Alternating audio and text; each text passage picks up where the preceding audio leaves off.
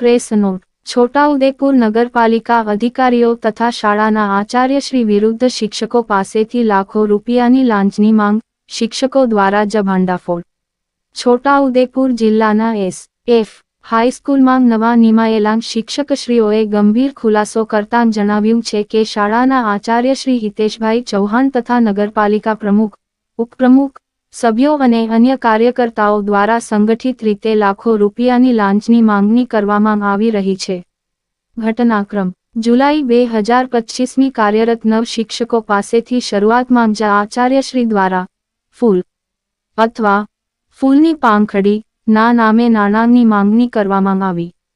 15 September 2025ના રોજ શિક્ષકોને નગરપાલિકા પ્રમુખની ઓફિસમાં બોલાવી મોબાઈલ કબજે કરીને મીટિંગ યોજાઈ. મીટિંગ દરમિયાન હાજર રહેલા ઝાકીર આંધી, કિશન કોળી, ઉપપ્રમુખ પ્રવેશ મકરાણી, કોર્પોરેટર કિરમાણી, સૌરભ શાહ સહિતના સભ્યો દ્વારા શિક્ષકોને ચીમકી અપાઈ કે તમારી નિમણૂક અમાન્ય છે, પગાર પાછો લઈશું. લાંચ આપશો તો રજાઓ સુવિધા બધું મળશે, નહીં આપશો તો ખોટા ગુનામાં ફસાવી સસ્પેન્ડ કરીશું. ડો. હાર્દિક ધામેલિયાને તો ખુલ્લેઆમ ધમકાવાયું કે છોકરીઓ દ્વારા ખોટા ગુનામાં ભરાવી જેલમાં નાખી દઈશું. શિક્ષકોનો દ્રઢ અવાજ. શિક્ષકો સ્પષ્ટ શબ્દોમાં જણાવે છે, અમે બધા ટેટ-1, ટેટ-2 પાસ કરીને સરકારશ્રીની કેન્દ્રીય ભરતી પ્રક્રિયા દ્વારા નિમણૂક પામેલા છીએ, અમારી નિમણૂક કાયદેસર છે. લાખો રૂપિયાની માંગણી ભ્રષ્ટાચાર અધિનિયમ હેઠળ ગુનો છે. અંગ્રેજી માધ્યમ શાળા શરૂ કરવા માટે સરકારશ્રી તરફથી ગ્રાન્ટ મળે છે, છતાં અમારાથી દાન માગવું લૂંટ અને બ્લેકમેલ છે. ભૂતકાળમાં પ્રિન્સિપાલ તથા શિક્ષકો પર હુમલાના બનાવો થયા છે, એટલે આજે પણ અમને વાસ્તવિક જીવન જોખમ છે. શિક્ષકોની માંગણીઓ: 1. તાત્કાલિક પોલીસ રક્ષણ આપવામાં આવે. 2. સંડોવાયેલા નગરપાલિકા પ્રમુખ, ઉપપ્રમુખ, સભ્યો તથા આચાર્યશ્રી વિરુદ્ધ ભ્રષ્ટાચાર, ધમકી અને ષડયંત્રની તપાસ કરવામાં આવે. 3. ભવિષ્યમાં જો કોઈ શિક્ષક પર શારીરિક અથવા માનસિક હુમલો થાય તો તેની સંપૂર્ણ જવાબદારી ઉપરોક્ત અધિકારીઓની ગણાશે. અંતિમ સંદેશ: અમે 400 થી 500 કિ.મી. દૂરથી આવી ઈમાનદારીપૂર્વક ફરજ બજાવી રહ્યા છીએ. લાંચખોરી અને દબાણની સામે હવે ચૂપ નહીં રહીશું. સરકારશ્રી અને કાયદો અમલ વહીવટતંત્ર તાત્કાલિક પગલાં ભરે, નહીંતર આ ભ્રષ્ટાચાર અને દાદાગીરીના કિસ્સાને અમે જાહેર મેદાને ખુલ્લો મૂકશું. ગામમાં જે ભ્રષ્ટાચાર ચાલી રહ્યો છે એ ભ્રષ્ટાચારને ઉજાગર કરવા આજે આ પ્રેસ વાર્તાનું આયોજન થયું છે.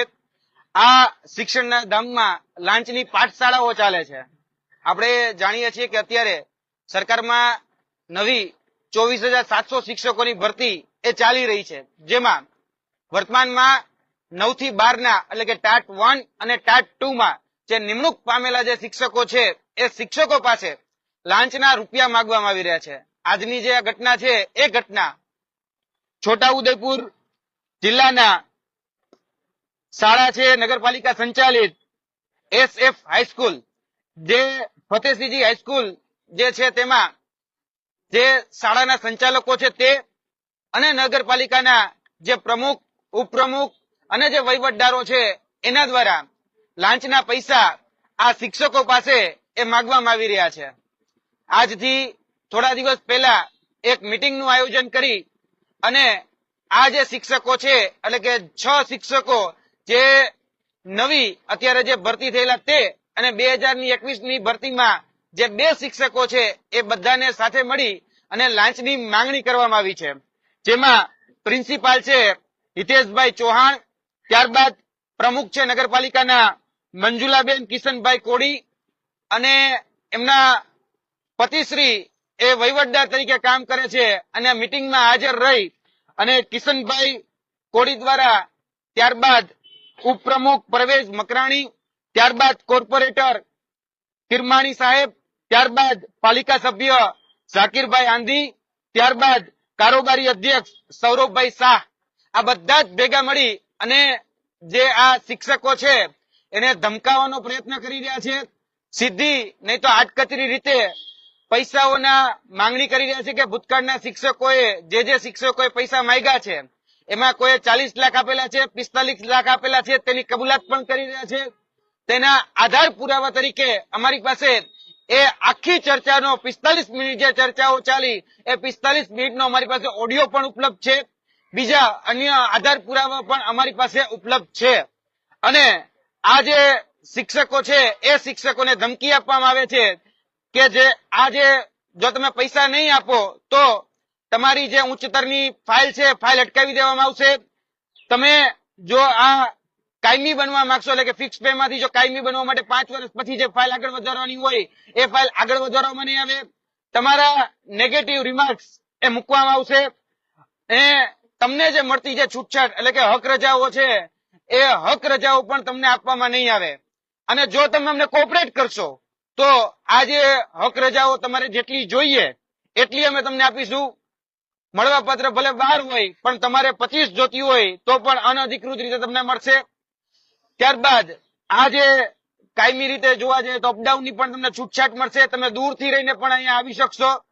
અને ધમકીના સ્વરૂપમાં એવું કહેવામાં આવ્યું છે, જે ઓડિયોની અંદર સ્પષ્ટ તમે સાંભળી શકો છો કે છોકરીઓને આગળ રાખી તમારી ઉપર ગંભીર ગુનાઓ એટલે કે શોષણના એટ્રોસિટીના એ ગુનાઓ અમે દાખલ કરીશું, તમને આ પદ ઉપરથી સસ્પેન્ડ કરી નાખીશું. આ પ્રકારની ધમકીઓ પણ એમાં ખુલ્લી આપવામાં આવી છે.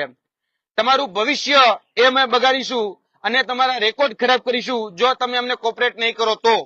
હવે આ બાબતની જાણ એ તમામ જગ્યાએ કરવામાં આવી છે. જોવા જઈએ તો આ જાણ અગાઉ અમે કલેક્ટર કચેરીએ, ડીઓ કચેરીએ, પોલીસ એટલે કે એસપી કચેરીએ પોલીસમાં ફરિયાદ સ્વરૂપે પણ આપેલી છે. ત્યારબાદ જે સંલગ્ન જે અધિકારીઓ છે એ અધિકારીઓને પણ આપેલી છે. હજી સુધી આની પર કોઈ એક્શન લેવામાં નથી આવ્યા. અને ત્યાં ઉપસ્થિત જે કર્મચારી આવ્યા હતા તપાસ માટે એટલે કે એઈઆઈ કર્મચારી શિક્ષણ અધિકારી હતા કૃષ્ણાબેન પંચાણી, જે એજ્યુકેશન ઇન્સ્પેક્ટર હતા, તેમને તો એવું કહી દીધું કે ભાઈ આમાં મોટી વાત શું છે, ભાઈ આ પ્રકારના વહીવટો દરેક શાળાઓમાં ચાલે છે અને દરેક જગ્યાએ પૈસા લે છે તો તમારે પૈસા દેવા જોઈએ, એમાં શું ખોટું છે. એટલે આ પ્રકારની વાત જયારે કહી શકાય કે જિલ્લા શિક્ષણ અધિકારી જે તપાસ અધિકારીઓ આવે છે એ જ કરે છે, એટલે કે બિલાડીને જ આપણે દૂધના રખોપા હોપીએ છીએ. એટલે તપાસ કમિટીના નામે પણ તરકટ રચવામાં આવે છે. અને આ પ્રકારે અમારી માંગણી છે કે તાત્કાલિક ધોરણે આની પર નિષ્પક્ષ તપાસ થાય, નહીતર આવનાર દિવસોની અંદર અમને એટલે કે ગાંધી ચિંધ્યા માર્ગે ક્યાંક ને ક્યાંક રચનાત્મક કાર્યક્રમો આપવા પડશે, કાનૂની લડત લડવી પડશે. અને જે શાળા વિકાસના નામે જે ફંડ માંગવામાં આવે છે, જે અંગ્રેજી મીડિયમની શાળા બનાવી છે એટલે તમને અમને ફંડ આપો, તમારો ઓર્ડર જે છે આ ઓર્ડર જે છે ખોટી રીતે થયેલો છે એવું એમનું કહેવાનું છે કે આ ઓર્ડરની કોપી છે કે આ ઓર્ડર તમારો ખોટી રીતે થયેલો છે. હવે ઓર્ડર ખોટી રીતે થયેલો છે કે સાચી રીતે થયેલો એ તપાસ કરવાની જવાબદારી શિક્ષણ અધિકારીઓની અને શિક્ષણ મંત્રીની હોય છે. તો આ ઉમેદવારોને માનસિક રીતે, આર્થિક રીતે ટોર્ચર કરવામાં આવે છે. મારી સમક્ષ બે વિદ્યાર્થીઓ, બે શિક્ષકોએ ઉપસ્થિત છે, ચૌહાણ પલકેશભાઈ અને સીઆર ધર્મેશકુમાર, જે પોતાના ઉપર થયેલી આપવીતી જણાવશે. પેલા વિનંતી કરીશ ચૌહાણ પલકેશભાઈ આ ઘટનાના સંદર્ભમાં જે પોતાની આપવીતી છે એ આપવીતી રજૂ કરે. વચ્ચે બોલાઈ લઉં. આવતો રહ્યો વચ્ચે.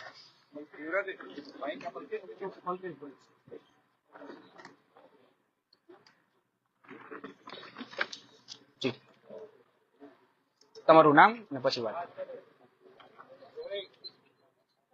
મારું નામ પલકેશભાઈ નિલેશભાઈ ચૌહાણ છે અને જુલાઈ મહિનાની અંદર જે ટાટ હાયર સેકન્ડરી ગ્રાન્ટીનેડ શાળાઓમાં ભરતી થઈ એમાં શ્રી ફતેહસિંહજી હાઈસ્કૂલ છોટાઉદેપુરમાં હું હાલ જોડાયો છું. જોડાયાના થોડા સમય બાદ જેવા માધ્યમિકની ભરતી પૂર્ણ થઈ એટલે અમે 3 ઉચ્ચતર માધ્યમિકમાં અને 3 માધ્યમિકમાં શિક્ષકો જોડાયા. અને આની અંદર થોડા સમય બાદ જ જેવા એ જોડાયા, અમે 6 જણા થયા એટલે પ્રિન્સિપાલ શ્રીએ એકવાર મને પર્સનલી બોલાવીને કહ્યું કે જે નગરપાલિકા છે એમને ફૂલ નહીં તો ફૂલની પાંખડીની આશા છે. અને આનું રેકોર્ડિંગમાં આ વાત તદ્દન સાચી રીતે બોલે છે. જેમ સરે કહ્યું એમ બધી જ વાતો આ સાચી છે. બીજી અમે તદ્દન ના પાડી, મેં બીજાને પણ જણાવ્યું, મારા સાથી મિત્રોને, પણ એમણે ચોખ્ખી રૂપિયા આપવાની ના પાડી કે અમે કોઈ આ વાત માટે સક્ષમ નથી, આર્થિક રીતે અમે એટલા સક્ષમ નથી. બીજી વાર મીટિંગ કરી કે નગરપાલિકા વાળા લોકો મને પ્રેશર કરે છે, આવું પ્રિન્સિપાલે મને જણાવ્યું.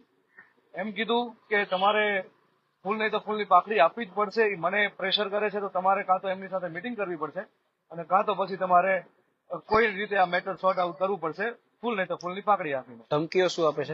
પછી જેવા જ આગળ અમે મીટિંગ માટે 2 દિવસ પહેલા ફોન આવ્યો અને અમે મીટિંગમાં પહોંચ્યા ત્યારે એમણે આ વસ્તુ માટે અમે એમને ના પાડી, પણ એમણે એમ કહ્યું કે તમે સ્વૈચ્છિક ફાળો આપો. આપણે એક ઇંગ્લિશ મીડિયમ શાળા બનાવીએ છીએ અને સ્વૈચ્છિક ફાળો આપો.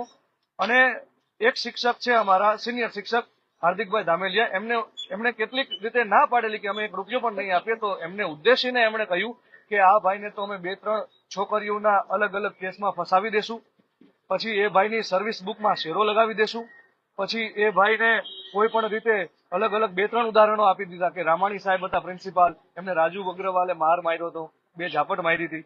એની સિવાય 2 અન્ય ઈસમોએ ઉપરની લોબીમાં શિક્ષકને ચાલુ વર્ગે બહાર કાઢીને માર માર્યો તો. આવું ઉપપ્રમુખ આવું બોલે. એટલે આ બધા પ્રમુખ ઉપપ્રમુખ જે સરે જણાવ્યા જે નામ છે તદ્દન સાચા છે. અને આ બધા વાતથી અમને પછી એટલો ડર લાગ્યો કે જે વ્યક્તિ અહીંયા હાજર નથી એના વિશે આટલું બોલે છે, કાલ સવારે અમારી સાથે શું ન કરી શકે. અમારી ઇન શોર્ટ બ્રીફમાં હું એટલું કહેવા માંગીશ કે અમારી શિક્ષણને પણ અમારી જે જોબ છે એને પણ થોડું મતલબ કે બહુ બધું રિસ્ક છે. અમારા જીવને પણ ખૂબ જોખમ છે અહીંયા અને અમારા પરિવારને પણ ખૂબ જોખમ છે. અમે 300-400 કિલોમીટર દૂરથી નોકરી કરીએ છીએ. ટ્રાઇબ વિસ્તારમાં અમે નોકરી કરીએ છીએ. એમનું શિક્ષણ અમે વધારવાનું કાર્ય કરીએ છીએ અને ત્યાં અમારી સાથે આવી આડીકતરી રીતે ડાયરેક્ટ ઇનડાયરેક્ટ રીતે કોઈ ધમકીઓની અને એવી બધી મતલબ અમારી સાથે કૃત્ય થઈ રહ્યા છે. તો અમે થોડી સુરક્ષા માંગીશું એ સરકાર પાસે અમારી અપીલ છે. Thank you very much. Shiyal Dharmesh Kumar પધાર.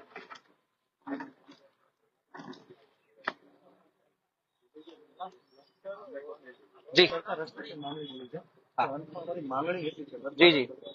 મારું નામ શિયાળ ધર્મેશ કુમાર કિલુભાઈ છે.